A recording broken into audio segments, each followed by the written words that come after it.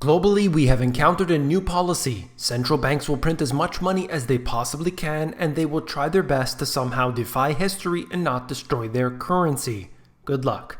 This is a guaranteed and mathematical certainty. You cannot devalue the currency and simultaneously have it maintain value. It's simply a matter of time.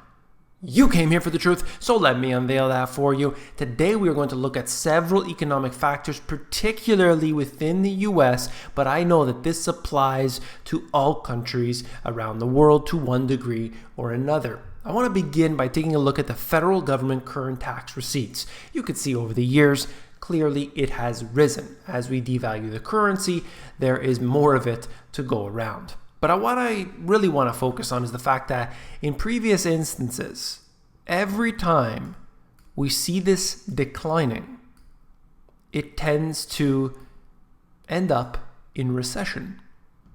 You can see that with the shaded area here. And so it is quite evident today, just off the side here, that we have begun a decline. Historically, this is yet another indicator to show us where we're heading. It's only one, and I wouldn't look at this and think this is the reason it's going to happen. But it's just really, really interesting that all of these indicators, literally hundreds I've shown you here, are all adding up. Then I want to show you this. Interest payments on the debt. The federal government has an incredibly large amount of debt, and all of that has to be financed. They're paying off this interest, and the number continues to rise. Right here, exceeding 500 billion, and actually it shows us right here, $550 billion. Imagine that. Just on the interest payments.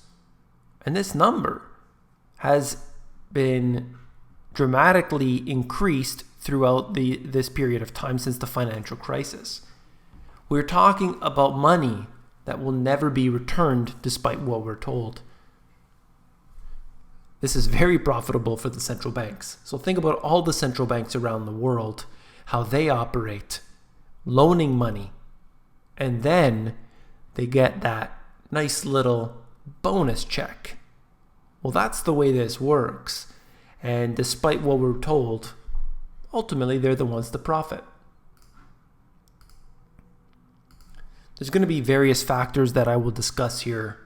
You've probably already seen this website 100 times before. For those who don't know it, usdebtclock.org. A fantastic site. And it shows you the exact source where it gets this information from. So it's not just some random website. And you'll see the national debt, over $21 trillion. Nobody even cares. And you could look at the GDP right here, 20 trillion. And just look around. You can see all these different factors that are, as far as I'm concerned, outrageous. Most of them are just simply outrageous, whether it's the student loan debt, credit card debt, we're talking trillions of dollars here, mortgage debt, personal debt, and so on. The amount of debt that Americans are in today has never, ever been at this level. It has exceeded all previous bull markets, recessions, and everything else. And yet, we are matching the debt and so-called prosperity or a healthy economy, when that doesn't make sense. If anything, you would go into debt during the bad times. You lost a job, so that you have to do this and that. Hey, understandable. But in the good times, well, what are you going to do in the bad? And we're being told that this time is different, but I think I've heard those words before. Deficits in the updated budget projection. Now, it depends on whether this will be under the current law or alternative scenario. So that is a factor. However, we're looking at over $1 trillion in the deficit. impossible to ever reverse, of course, unless we have a major change. Not what we've seen right now. We're talking something huge. Either way, we can see that these numbers will increase. Doesn't matter by how much as far as I'm considered. As long as it's going up, we have a problem. And all of this is under the assumption that there will not be another recession, there will not be another crisis. They'll simply have a very light slowdown, and then we can rocket back up into prosperity. But it never in history has ever been like that. Well, we've got this old age security, and I can show you the Social Security, Medicare, Medicaid, all of these different programs, and it's pretty much all the same. This trust fund reserves and expenditures are on the decline and will be depleted in what they say is 2032. I believe they're probably already completely depleted, and it's only a matter of time before they admit it. But these are the so-called official numbers. I just wanted to make note of that. US private financial assets as a percentage of GDP, it is insane to see this today. These numbers are supposed to be healthy. This is really where the net worth of individuals come from. If they can afford to buy a home, even though it's heavily leveraged with their mortgage, or it's some sort of financial instrument, stocks, bonds, what have you. These have risen over the years. So of course, the net worth of individuals looks good. We could see that it is accelerating much faster than the GDP is, and such a great thing. I think that underlying all that is something much worse, and that is that we've used excessive leverage even when it's not warranted. For example, we use our shares. You buy Apple stock, and then, hey, the stock price is going up. Great. I can use that as collateral to then buy something else. You can't, you should not be able to do that. That is extreme risk taking, and it puts everyone else at risk who maybe just wants to buy Apple stock. I don't want to use it as leverage, but everybody gets screwed over when you see this. I'm not talking about, you out there, you put 20% down on your home, you just have your 9-to-5 job, you're working, you're doing your thing, and you pay your bills.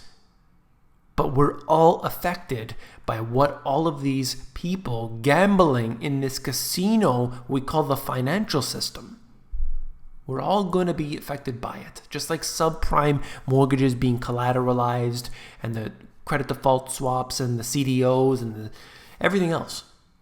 It all came together in 2007. This is interesting. It's talking about the degrees that people get. You would get a 4-year degree previously, and that was a good salary. You would end up with a good salary after. Today, that's not the case. A 4-year degree will not get you a good salary. And that is a fact. I'm sure that no matter where you are in the world, you'll probably agree with me. Look at this. Change in expected wealth. 4-year degree families, depending on when you were born, from the 30s to the 80s. And this has declined, okay? It doesn't matter where we look on the left or the right here. This has declined over the years. It doesn't mean as much now. And then you tie that in with the fact that student loans are now at $1.5 trillion. We have a very big debt problem. $1.5 trillion, and yet at the same time, the value of that, basically, I'm going to go into debt, but I'm going to get a good job so that I can be able to pay this off, no problem. I'll be able to buy a home, no problem. And what? You get further and further into debt. That's what happens. And then a connected chart is this. Change in expected wealth, postgraduate degree families, same exact situation. Over time, this simply gets worse and worse. Before I flip to the next one, I just want to congratulate Chicago. All of you in Chicago Congratulations, because a new study names Chicago the rat capital of the US. That's right, the city received 50,000 rat complaints last year, more than any other city in the country. New York came in a distant second place, followed by Washington, D.C. and Boston. Excellent work here. There seems to be a lot of rats in Chicago, and we're not talking about the politicians. Ooh. All right.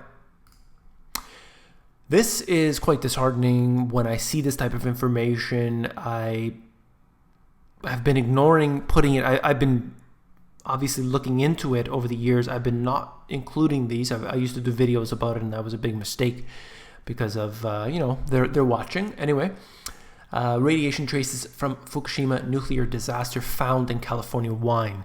This is something that has been a problem ever since the disaster occurred, and now we're finding out about it. You thought it was just that area. You thought it was just over there, all the way over in Japan, but that's not the case.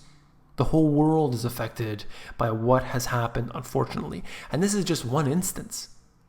We have seen, I've shown you the articles here, that most of these nuclear plants are leaking.